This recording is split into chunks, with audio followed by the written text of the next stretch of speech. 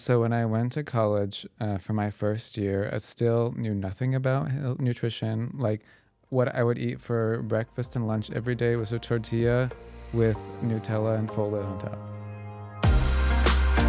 Welcome to Healthier Me, a show that highlights the health journey of everyday individuals in Saginaw who have chosen to take the steps to be well.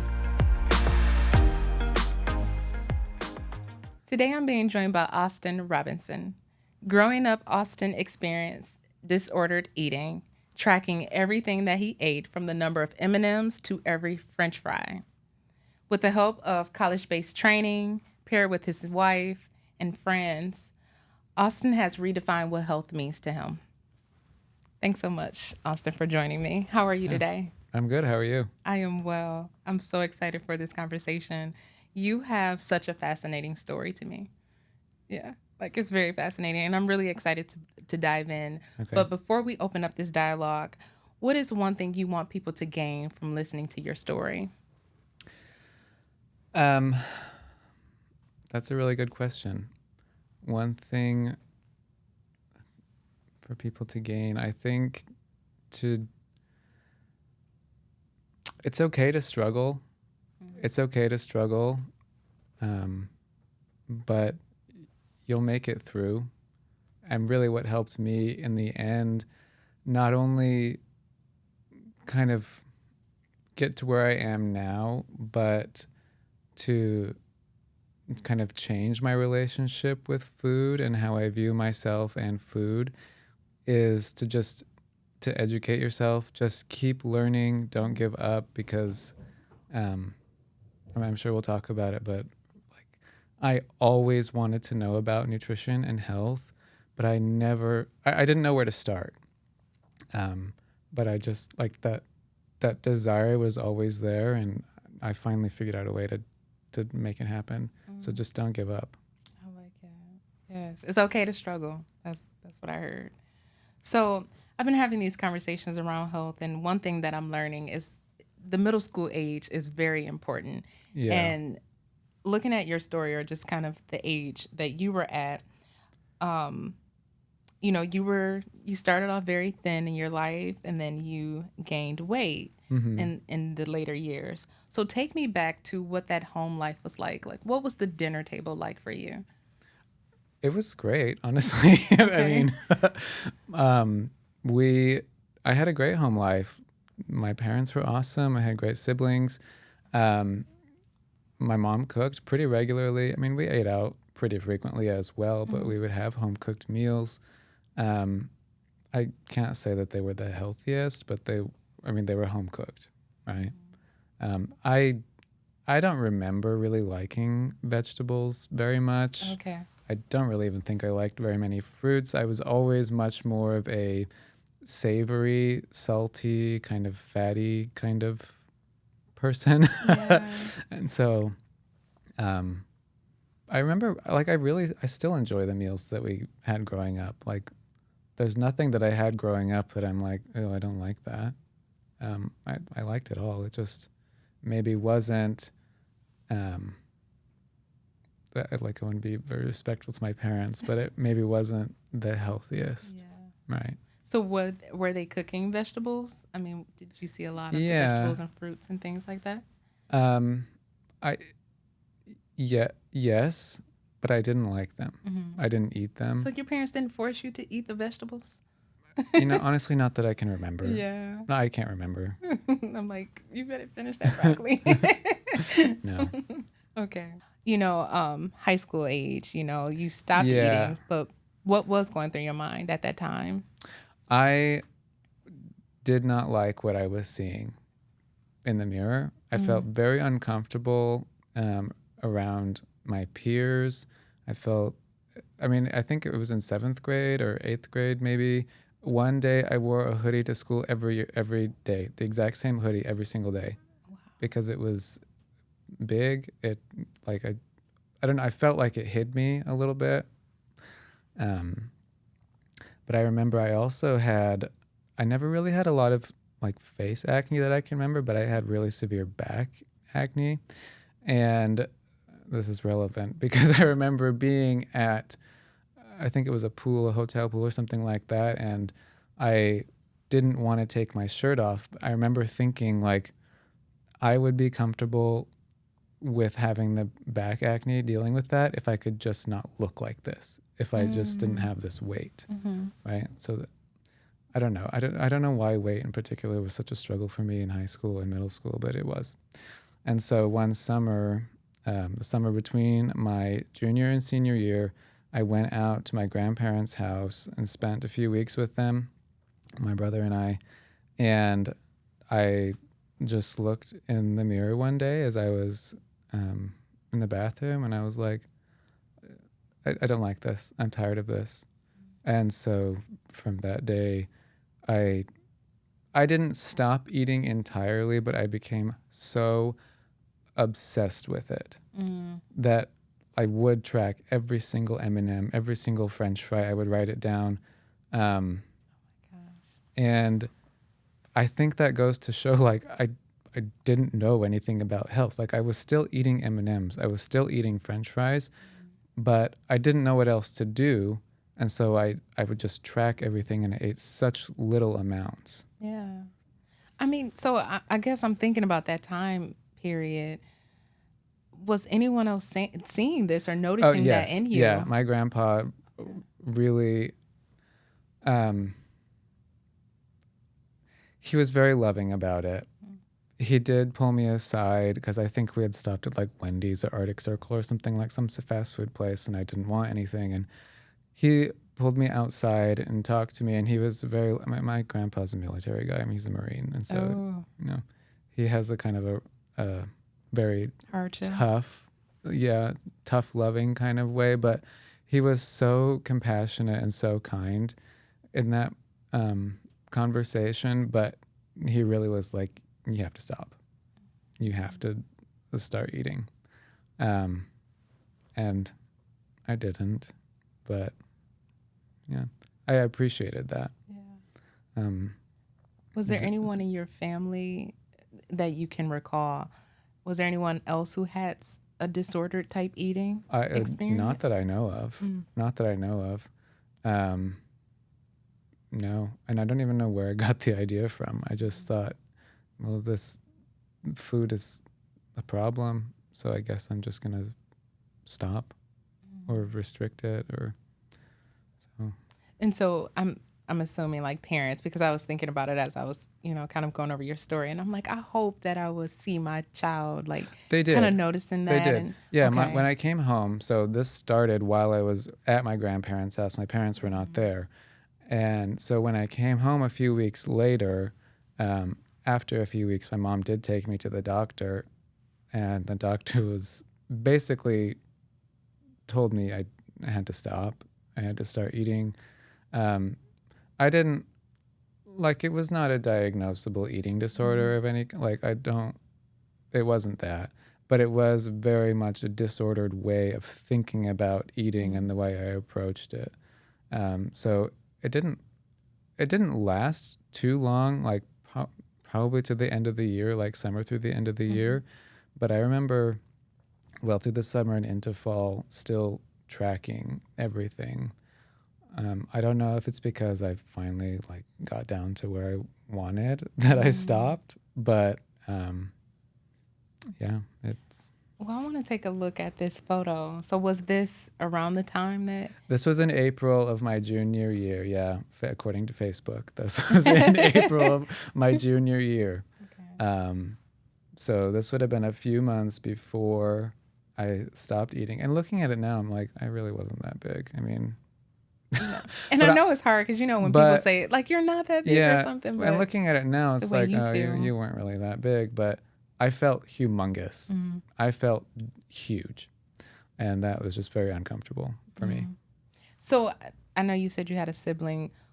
Was he bigger or thin, or I don't... Well, yeah, I have 3 siblings. Okay. But the only one was with me on this trip. He went through a chunkier phase, but both my other brothers are athletic. Like, they always played sports. Yeah, 'cause I'm trying to figure out, like, what was the comparison, or why did you... I don't know. Honestly, I think it was other guys that I was going to school with, like the athletes that, they look great, and I didn't. So in my eyes. Yeah. So it was a comparison thing. I think it really was, and it wasn't with my siblings. I think it was more with my peers. Oh, those years, middle school and high school. I know, they're look, I have a awful. child that's just starting middle school and I'm not ready for it. Like, I'm not ready for these years. But I do want to take a look at this photo now. Is that after? Yeah, this was in October of my senior year. So this was after, I think I was down 30 or 40 pounds at that point. So. And that was because you had kind of stopped Yeah, that's eating. because I had stopped eating. Yeah. Or tracked everything very, very meticulously. How were you feeling on that photo? What was your state of mind at that time? I think I felt better. Like there was still things that I was uncomfortable. I had done no exercising, right? So just losing weight didn't get me looking the way I wanted to look, but I felt like in clothing, I felt more comfortable. It's like you kind of feel like, you can't tell what's underneath, but so I did feel more comfortable at that time. Okay. And I was happy with what I had achieved. Right? And so now with that dramatic weight loss, what was your family thinking at that point in time, or the people around you? Did anything change as far as your peers? Because I know there was some comparison. I don't think so. Okay. So this sounds like it's just a battle of yourself. This was totally me. Okay. This was totally like nobody was mean to me about it. Nobody bullied me about it, except for low-key my grandma sometimes. But that's okay. I love her. We have a great relationship now. But yeah, nobody was mean to me about it. This was all internal. We are our biggest critics. Yes. And that's what it sounds like. Yeah. I think about, I mentioned this on another interview about Inside Out. Like, have you seen that movie? And just the control panel. And it's like, which one's controlling? And it sounds like the critic was in control for some time.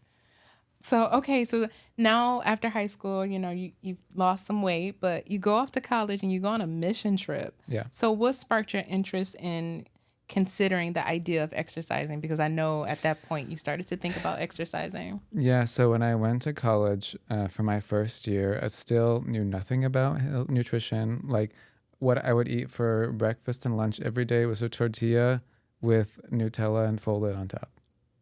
That's every single day. That's what I would have for breakfast and lunch. I mean, I'm telling you, I knew nothing about nutrition. Gosh.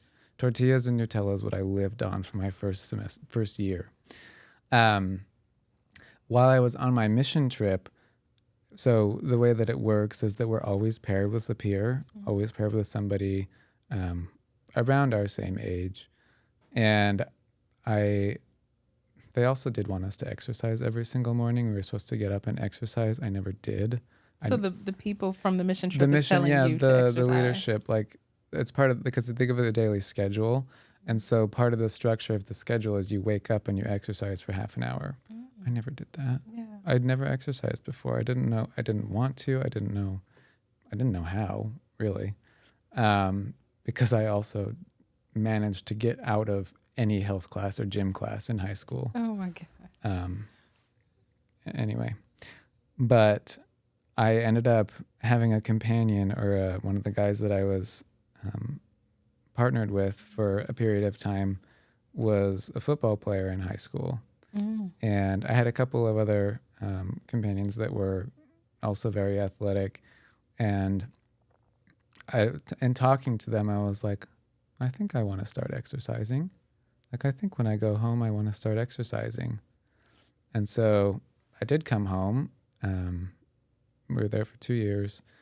And when I came home, I still didn't really know a lot about nutrition. While I was there for 2 years in Russia, I lived off of muesli, frozen pizzas, white bread baguettes with mayonnaise and salami. Like, that's what I ate every day for 2 years. And wait, what year is this? Because I'm like... This was 2012 to 2014. Okay. Yeah, so we weren't really on Instagram and anything yet. No. Yeah, because I'm like, it's so many, food ideas on TikTok. But no, okay. This was a decade ago Yeah. plus. So I came home, I went back to school, and I'm trying to eat better, still not really exercising. Um, it wasn't really until after I got married that I started exercising for real. So even with you being in Russia, you're paired with someone who was athletic. You weren't inspired to say, "Hey, let's go do a workout together," or did they ever No, ask? Or okay. no, I don't know. I don't know what was going on with me. But the other thing that kind of like combined with that is I would be walking down the street talking to people, and people would just say, like, you need to go to the gym. Like, you're very thin. Mm. Because even though I was only eating like white bread and mayonnaise and salami and frozen pizza, like I was thinner than I ever was. I couldn't find any pictures of when I came back, but I was stick thin. I was so thin. I Yeah. had zero muscle, but people would comment like, "You need to go to the gym." Like total random strangers. Oh my So I gosh. mean, they have a different culture. They just Yeah. Oh a yeah. different way of approaching things. So, Yep. but I was in Latvia at some point, so yeah. they're just a little bit more straightforward. Yeah. Okay, so wow. So it was when you got back home and then you Yeah. were with your wife, or she became your wife, Yep. and now Yeah. she's very athletic. She was. She played field hockey in high school. Mm. I mean, she was very athletic. Um, After we got married, we started running together a little bit, and so that was one of the other pictures, or one of my first athletic event of my choice was I did a little 5K with her. Yeah, there we That's so are. exciting. So this was the first event that I did athletic for any kind of fun. We ran a 5K together, and I loved it. It was great. So did she have to do any type of persuading, to get you out there? You know, I don't remember. I think I wanted to. She was faster than me. I remember I invited her one time to exercise with me when we first met, because I considered like starting running or whatever. I invited her to come running with me because none of my roommates would. So we went to the indoor track at the college, and I didn't know her that well. We started running. I was so embarrassed because she ran circles around me. She was very kind about it, but yeah, I was very embarrassed. But I don't think you should have been. Like, it's okay. You wasn't working out. Yeah. So, yeah. No. Yeah. Anyway, so this was great. And then a couple of months after that at my job, my coworker started talking about the gym she was going to, and I became intrigued. Anyway, it turned out to be CrossFit. So we went, we did a free class. Both my wife and I loved it. And so we started doing that, and we did it for, I don't know how long we did it for, but a year and a half, maybe 2 years. Yeah. And that's really where I fell in love with exercise. Is moving my body, how exhausted I feel when I'm done, but it feels good. Yeah, I loved it. Was there any type of pressure put on from your wife though? Like, No. Okay. No. Just encouragement. Yeah. No, she's always been nothing but supportive. She's never said a single negative thing about how I look ever. She's never even, to my knowledge, suggested that I should change anything. That's beautiful. Yeah. Yeah. She's really wonderful. Yeah. Oh, that's awesome. So, like I said, she's complete opposite to you, but you've been able to kind of intertwine your life into now becoming athletic. So, I know we kind of touched on your childhood and the disordered eating patterns that you were seeing throughout the years, but now in your professional life and going through college, you decided to take on dietary classes. Yeah.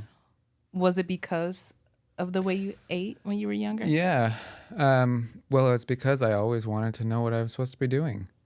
I remember, like, when I was heavier, I can't remember somebody bought me a little book called Calorie King.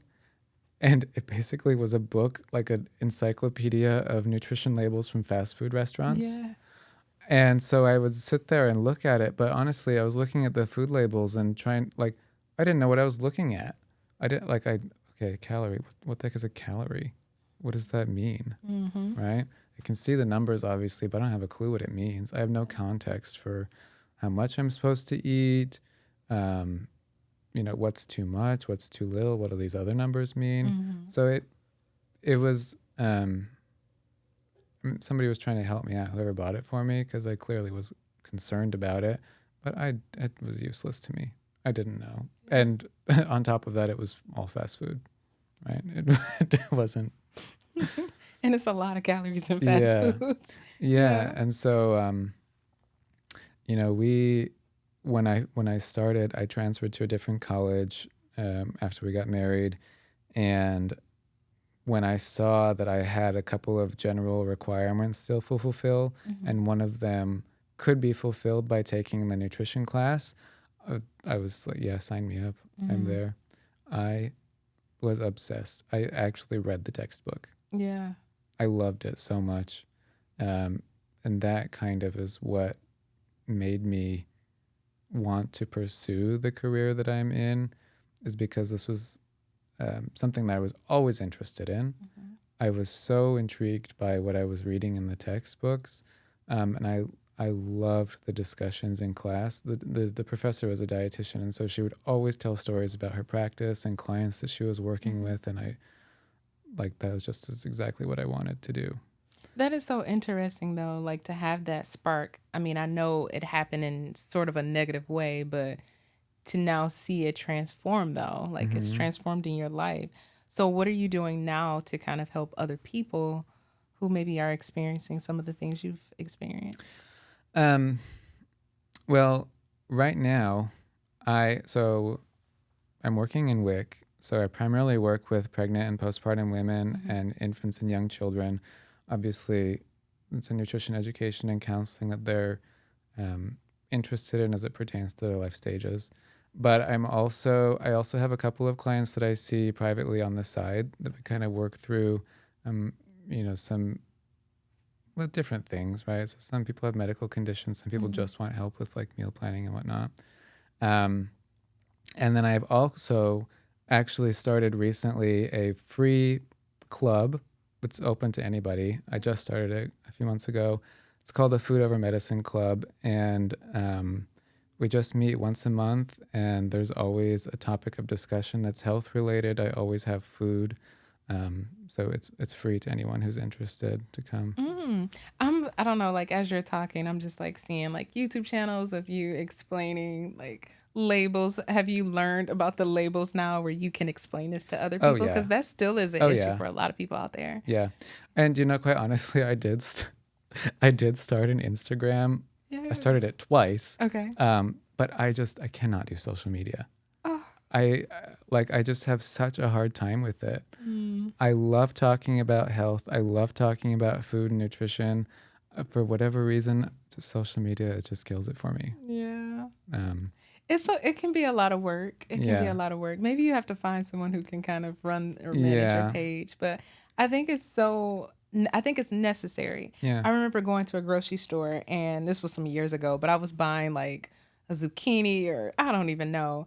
And then the person who was ringing it up didn't know the names of the vegetables and I was like, Mm, "Oh, this sucks." Like yeah. you should know these things. And then I remember going to another store and then they were like, "Oh, I want to eat healthy, but it costs too much." Hmm. And it's It's like, such a myth. yeah, It really is such a talk about myth. that. Um, some of the healthiest foods for you are the cheapest. Rice, no, brown rice, really. Beans, potatoes, carrots, Hmm. all the root vegetables are great. Frozen produce is really relatively inexpensive. Hmm. It's not really any nutritionally inferior to fresh produce, um, but it's very convenient. So one of the issues sometimes with healthy cooking is the convenience factor. Sometimes it takes time to prepare things. Frozen vegetables and frozen fruits are very convenient. You can get them in a bag and steam them in the microwave in the bag.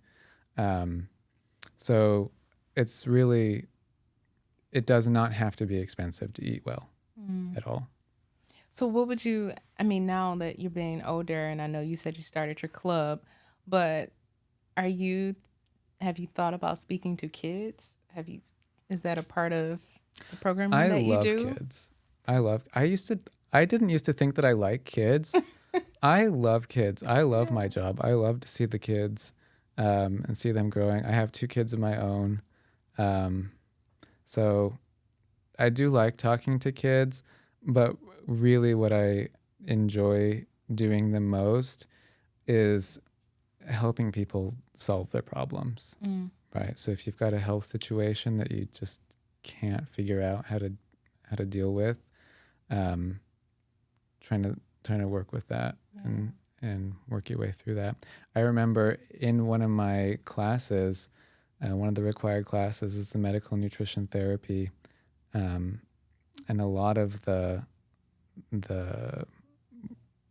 for the different conditions that we go over, like all the different disease states and stuff like that, a lot of the nutrition therapy textbook is based off of how do you support or basically minimize symptoms of these conditions. Like what kind of dietary approaches can you take?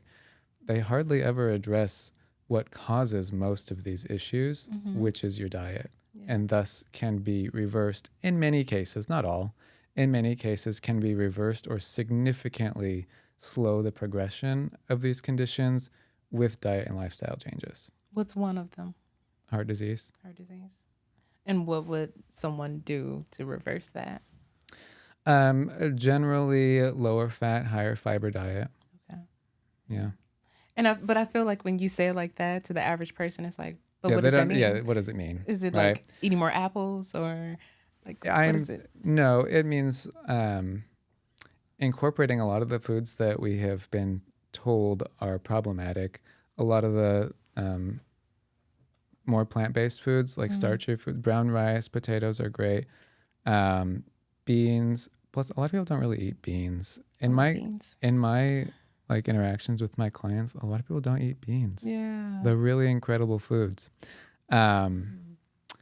And obviously a lot more vegetables, fruits. It's like meat is fine, but reduce it a little bit. So that kind of stuff. It really is the overall dietary pattern that you follow day after day as opposed to individual meals or individual foods, right?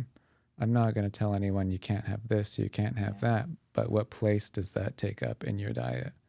Is this something that you're having every day that maybe you should reserve for, like a cheat day or we're more, cheat meal or something?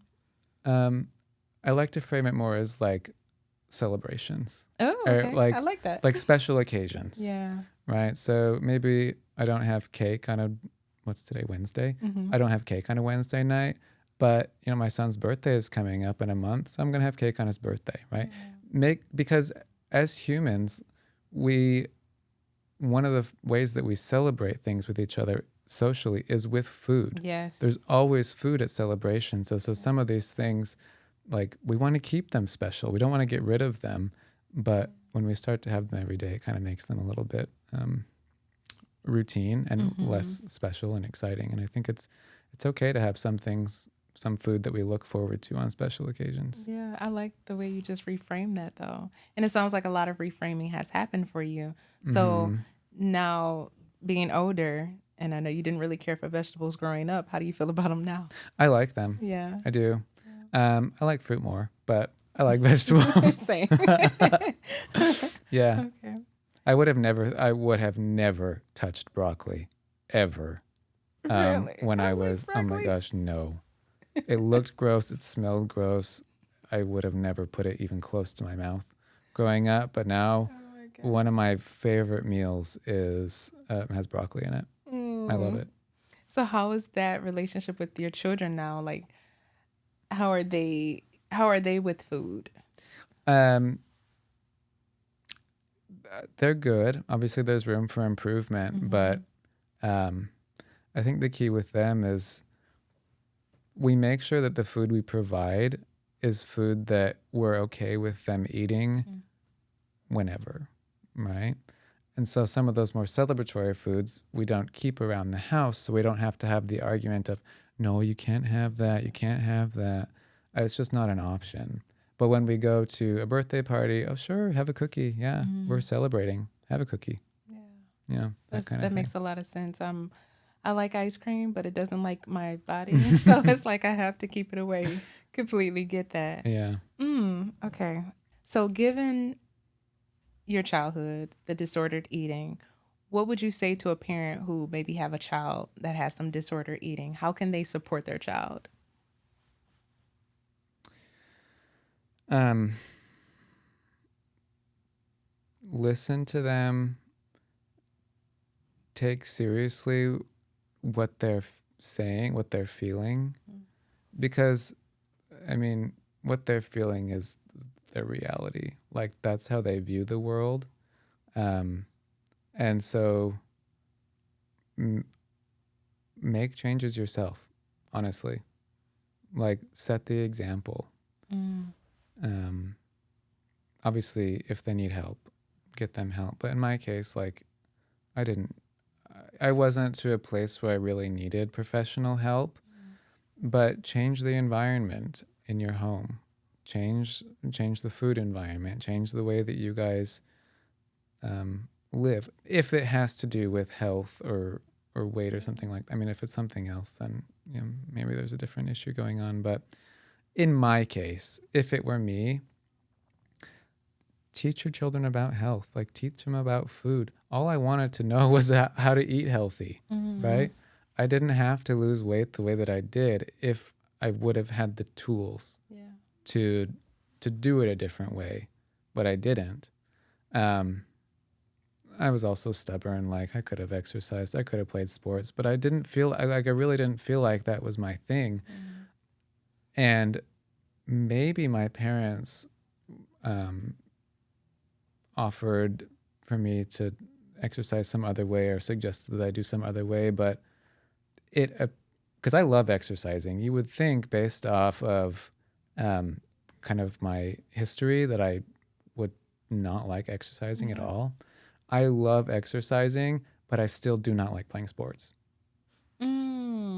It's just not my thing. Yeah. I don't like it. So if your parents would have encouraged the exercising part, but not being a part of sports, you probably would have. Yeah. And of course I would go, if I went to a gym, like I wouldn't have a clue what I was doing, but learn with your kid. Like if you're not exercising, first of all, start exercising, like be the example and maybe learn together. That's good. Yeah. That's really good. So we are the examples and we definitely have to show our children. I'm trying. I'm definitely, I think during COVID, my daughter hated the meals. I was making like so many healthy foods and she was like, can we just have pizza? Yeah. But yeah, I kind of came down off that high, but we still eat pretty good. But you are right. You have to set the example. And I completely agree. I don't know if our parents, because I'm a millennial, so I'm trying to even think about like my mom's generation. I don't think there was a lot of food knowledge. And I don't think I learned that until I got older myself. So it's kind of hard to try to change that older generation or, that mindset around food. But I also think, or at least when I was listening to you speak, it almost feels like your children have to also ask the questions. Like, you can't expect the parent or anybody else around you to read your mind. You have to also ask, did you ever ask, like, what am I supposed to eat? Or did you ever, have those conversations around food? I don't know if I did. Both my parents were overweight. So I don't know if I did. Okay. Yeah. Yeah, but I think definitely creating the space that would allow your children to feel comfortable coming to you in those kinds of situations. I mean, this is something I'm really trying to work on with my son is like first of all, not comparing him to other people. Like, I think a lot of parents do this because it's natural. And I think our parents did this to us, but like, oh, well, Johnny likes broccoli, so you should eat, don't do that. Yeah. Don't do that. Yep. we've really tried to make a conscious effort to not try and get our son to do anything just because his friend's doing it, right? Oh, well, he, wears his shoes when he goes outside or whatever it is. So really just for us, making space for him to be who he is, express his creativity the way that he wants to express it, not trying to put any like sort of boundaries around it. And if he shows interest in something, let him explore that. And be okay with it. So when it comes to eating with him, okay, he doesn't like vegetables. He doesn't eat vegetables. Like he eats cucumbers and sometimes carrots. Yeah. Other than that, he doesn't eat them. Okay, that's fine. I'm not going to force you. But still making a mealtime an enjoyable time, not about the food. Yeah. Like family meals, number one, are very important. Number two, it's not about the food. Family meals are not about the food. It's about the relationships that you develop together as a family. Yeah. And so put the food on the table and just ignore it. I like that. I like that. Oh, I like how you've reframed yourself, how you've changed your mindset from being a child. And sure enough, I didn't know you as a kid, but just kind of learning more about your story, it sounds like a complete 180. And it is in a lot of ways. Yeah, you've done a lot of work, and that's really good. So I want to put that picture up of you in the purple. If we can go back to that one. So looking at that picture now, if you could go back and talk to Austin, what would you say to him? What would I say to myself?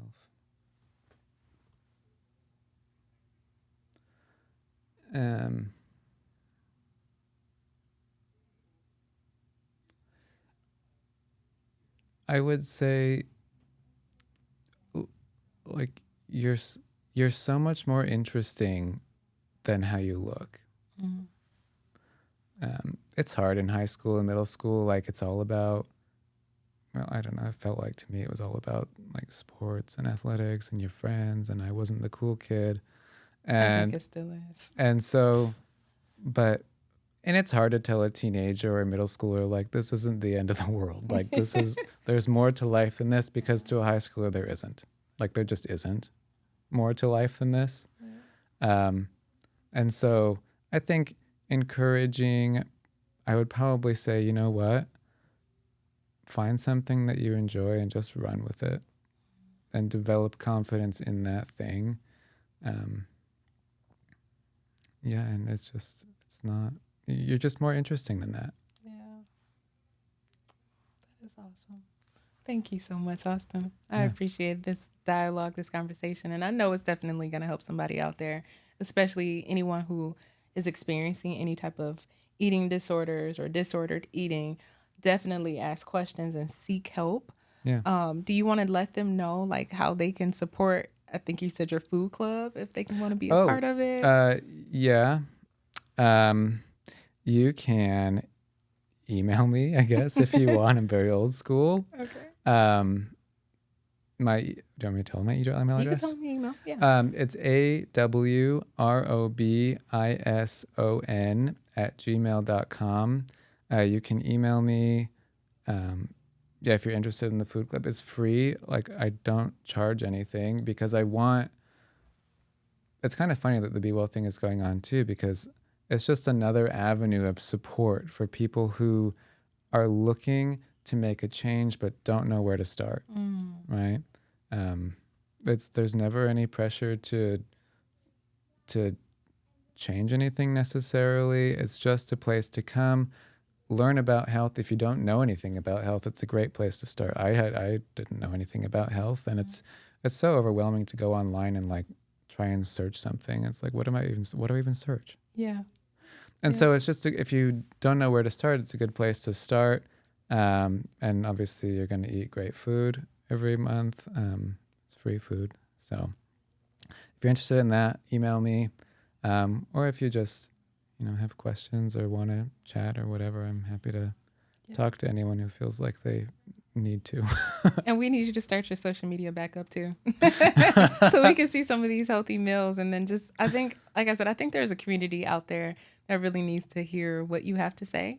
And I think they'll be inspired by your journey. So hopefully you can find someone to manage it. But I'm excited for you. And I You. hope to see more of what you have to offer. Thank you. Thanks for having me. Thank you.